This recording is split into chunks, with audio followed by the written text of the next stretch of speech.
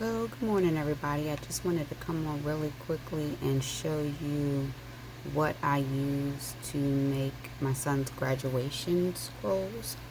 I just want to show you start to finish really quickly how easy it can be. So, you want to first Google an image and you want to Google graduation scroll.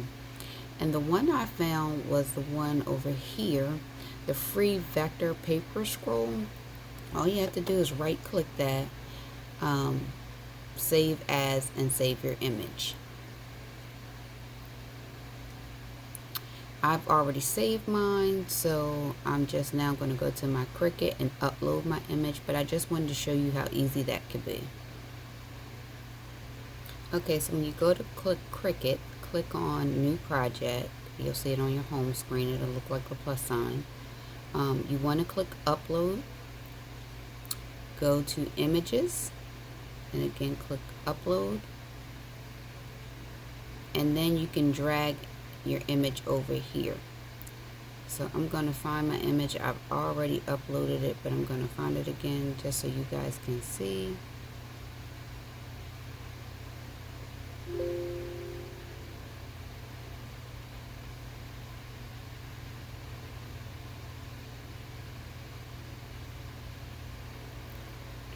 I just saved it as a sample scroll. Okay, I'll grab that one.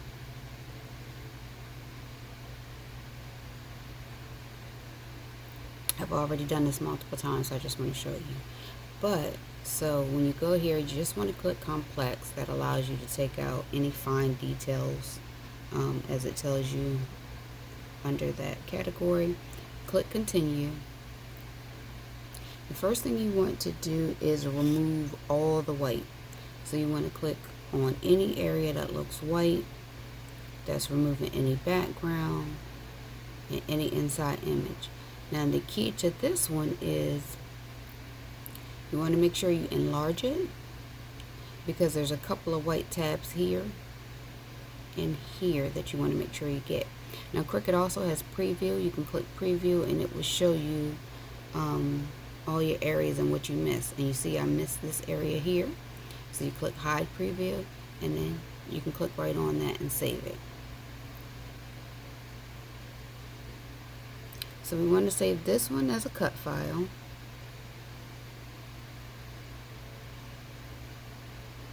And now we're going to do that same thing all over again.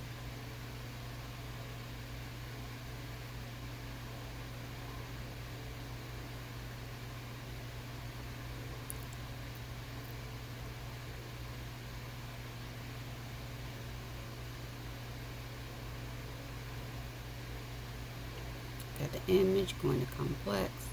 You see how quickly it is. You can just roll through it once you've done it a couple of times. And we're just cleaning up the background this time. Not the whole image, just the background.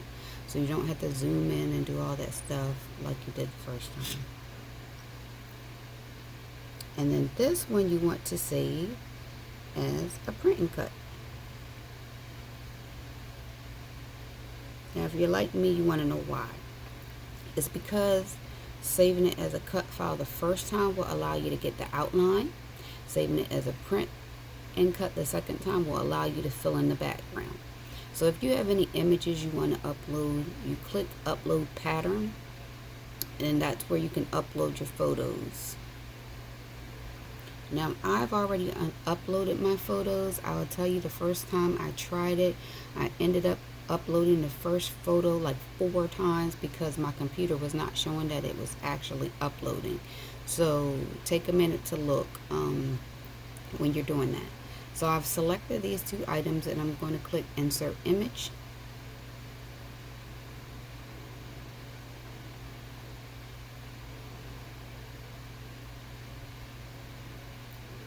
All right. Now it brings both images over.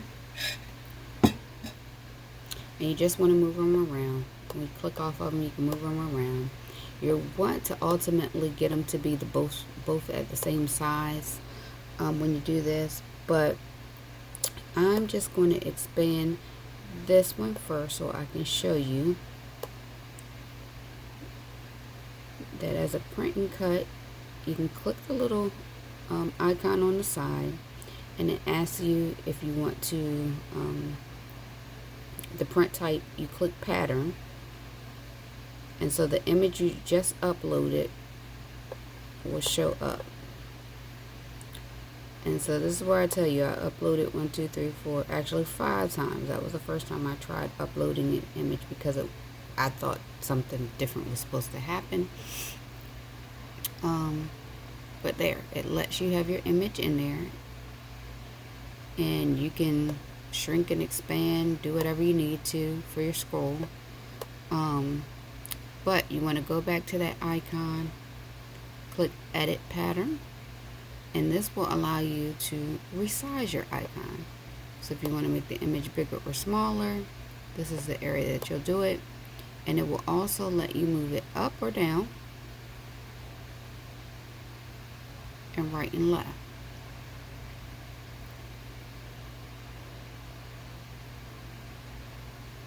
And so when you get the image where you want it,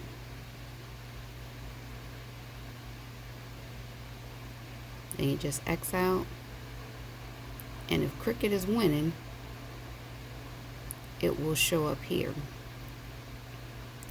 Now you can add any text you'd like, and I think I have something, some kind of academic text, and I'm pretty sure I got it from thefont.com because that's where a lot of people were recommending.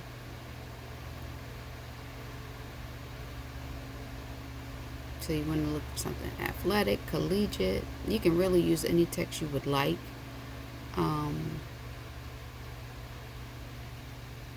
But you want to have something that's going to stand out. So here's one, college. And so for my sons, I think I just said class of 2021.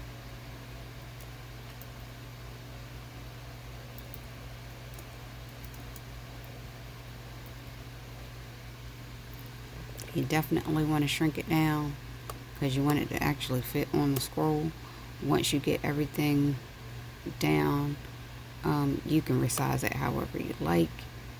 You can change your color option up here. I know I did his in maroon and did his in gold.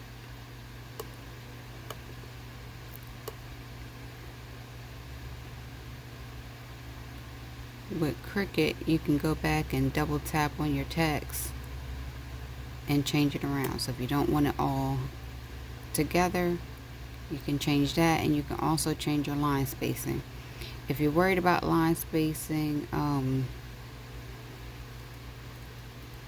worry about what that's going to look like, you can also always do it as separate lines, but I just wanted to give you a quick tutorial on how you can get that done. Alright, so you can make it as large or small as you want. And now I'm just clicking on this to see what size it is. So I'm just going to make it 6 inches even in width, and that's going to automatically resize the height because I still have it locked. So if I make this one 6 inches even in width, again it should automatically resize. So they're both 6.857 in height. And now you can lay that over this. You can move all this around again, make that smaller, because as you can see it cuts some things off and moves some things around. And I'm actually going to move that over for a second because I want to make sure you guys see exactly how this lines up. So you can click on both of them together, and you want to make sure it is completely centered. And so that dropped my picture a little bit. And now I'm going to flatten them.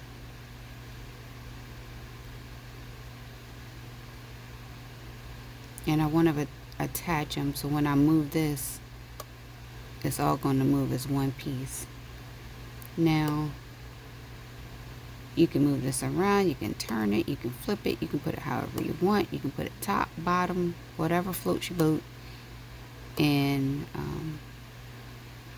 that's what that will look like. Again, if you want to do it all as one action, you could wait and do it all together, but you don't want to center it together unless you actually want class of 2021 to be dead in the middle of everything you're doing. But again, you want to attach it so it all moves as one piece and flatten it. So then when you get ready to print it, it's all going to print as one print and cut. So that is a simple way to design it. You can resize it. One thing I do want to show you is I'm going to unlock it here. Cricut only lets you go but so far with the print and cut. So I want to say it is, there it is. See, it's already cutting you off. You'll get a little icon over here on the side if you're looking where you see the print and cut image, where you can hide it. Tells you what kind of image you have over here on the side. If you play with your sizing, you'll see it will only let you go to a 6.7. Once you hit 6.8, it gives you that little warning sign. So take it back down to 6.7. It definitely will let you increase your height. I ended up making several images in several different sizes because when I first saw the warning sign on the width, I thought it was a wrap. But I think it lets you go to like a 9.2 on your height. Now, you don't want to distort your image, so be careful, yeah, 9.2. Once I hit 9.3, I see that. If I go back down to 9.2, it comes off, so it lets me know that's safe to make. But,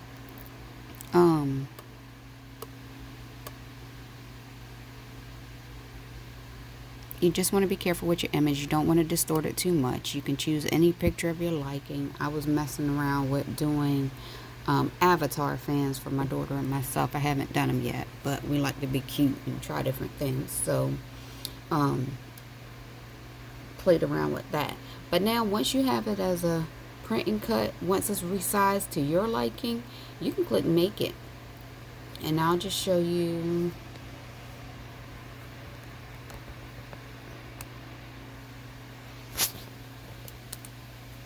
So once I click make it at the top,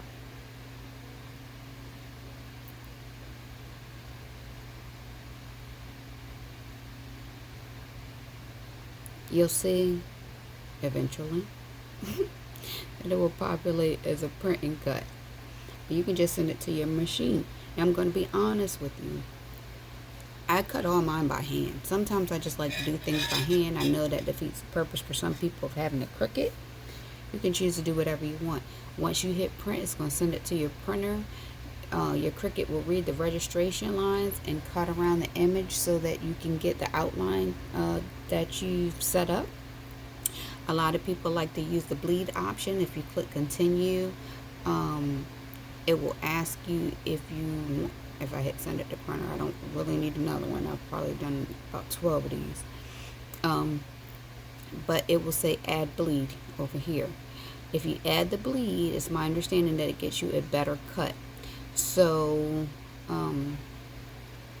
I've showed some people on my water slides. It doesn't really show you here.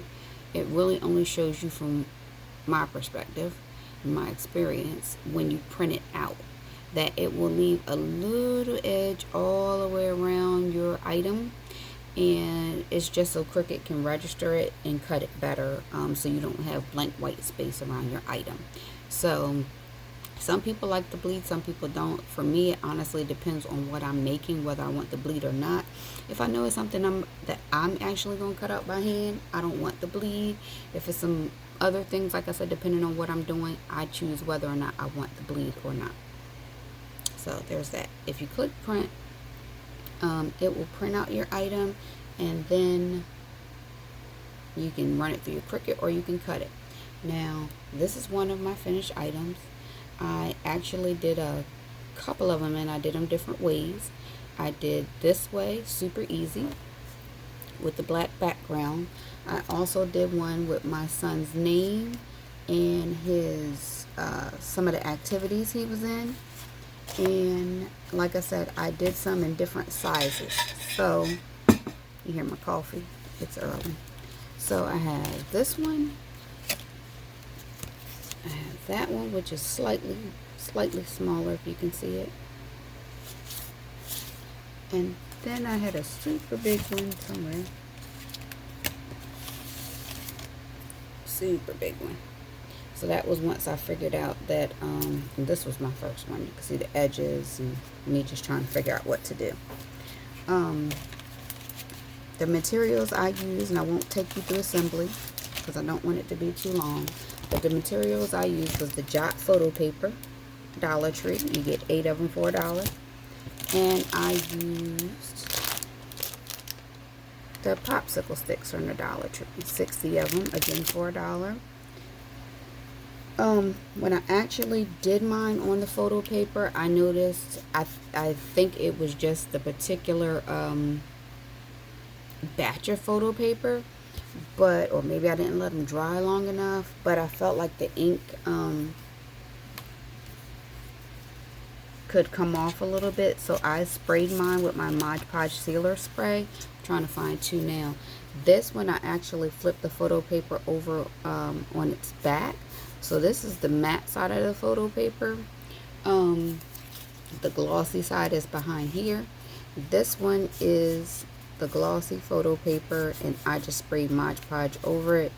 I don't know what got on it. Oh, hot glue it looks like, or something. I just sprayed Mod Podge over it, so that it would seal the image, so it wouldn't rub off or have any issues.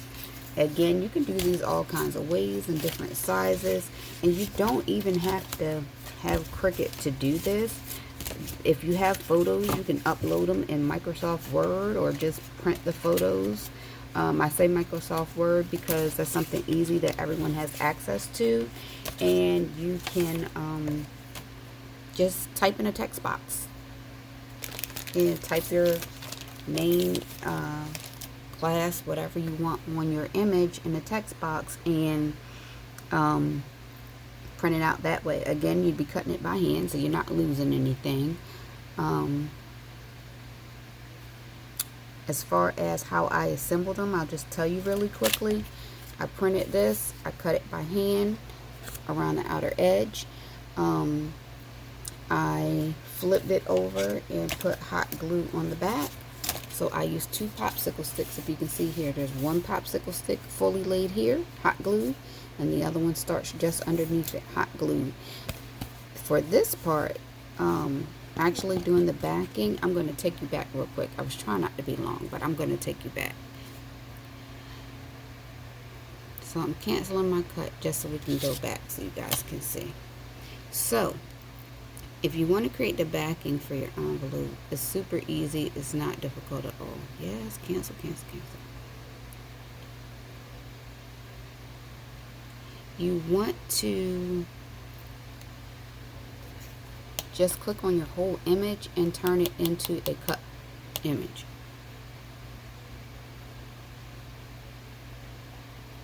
So you want to click on your whole image and turn it into a cut image as soon as it lets me get back to the design screen. You don't want to ruin your image, so you might want to either duplicate it. I'm going to duplicate it to show you guys because I don't want to show you how to mess something up. I want to show you how to make something. So you're back on your image. Let's see if it will let me get to it.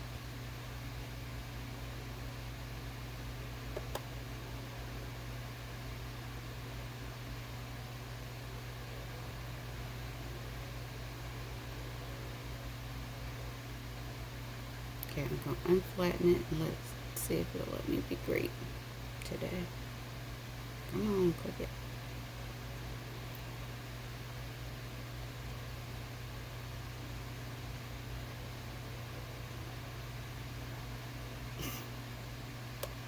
Okay. Typically, it will let you go back up to your operation. I'm not sure what I did or undid or need to do to get back to it, but I don't want to keep playing with it. So what I'm just going to show you here is this. If you duplicated it, it should let you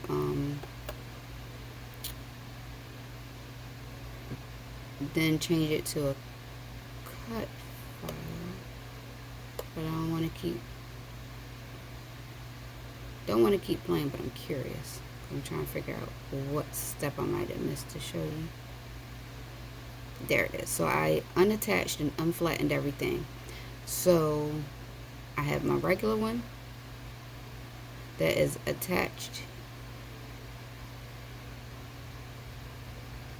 and now flattened again. So that's all print and cut. And I have my other one, which is not attached or flattened. And I just want to make it a basic cut. Now you don't have to highlight it and make it a basic cut because it only cut the outside edge. You don't have to do all this. If it's a problem, you know, don't even worry about it, because it's making it look complicated and it's really not. When you go to cut it, it should just cut as one piece. But if you just want to exit out of that, upload another one, insert your image,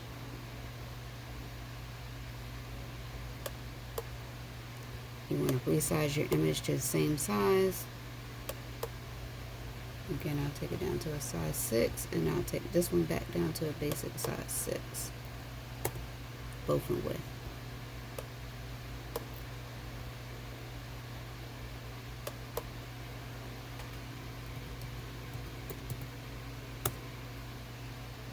Six 6.875, 6.857,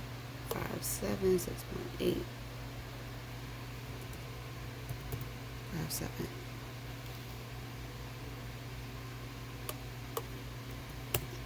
Just want to make them match. Okay, so now both sizes match. This one is still looking like a print and cut, but I want to take it and switch it to a basic cut. You also want to make sure you do something very important, which is flip it, because when it gets cut, it's going to mirror it on the back. So you have this size, that side, and you just want it to be able to lay on the back. So you want to flip the image. If you're leaving it basic, if you're leaving it basic, it really doesn't matter, because when you cut it, you can maneuver your cardstock however you want. This one would lay directly on top of that one.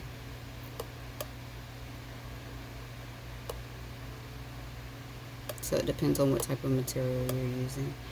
But if you're writing on your image, the other advice I can give you is to turn your cardstock so it sits up straight. If you notice when you're working with this one, it's a little, I don't want to say crooked because that's the way the scroll is made, but it's not sitting center. You want to turn that one straight up and down, because when you actually go to write and put any text on there, it will come out crooked if you don't. It will lay on your scroll exactly straight across as you want it to, but when you go to cut it out and actually have the image, it's going to look like you were drinking while you did it. So just make sure to do that. So you have how to do your scroll. The easier way to show you is just upload another image, send it to basic, and hit cut. The color doesn't matter because you're going to put whatever cardstock you want in there anyway. I personally use poster board for the back of mine. It's cheaper. You can get it from Dollar Tree, 79 cents I think, and you can get it in different colors. If you get it in white, they're typically 50 cents. So you can get a lot of these things done for a very low cost, maybe about $3 as a base cost. Just for your photo paper, your popsicle sticks, and your poster board. So I hope that helps somebody. I know it's been kind of long. I hope you guys celebrate your graduates and have a wonderful graduation. Thank you for stopping by. Remember to like, comment, and subscribe, and enjoy.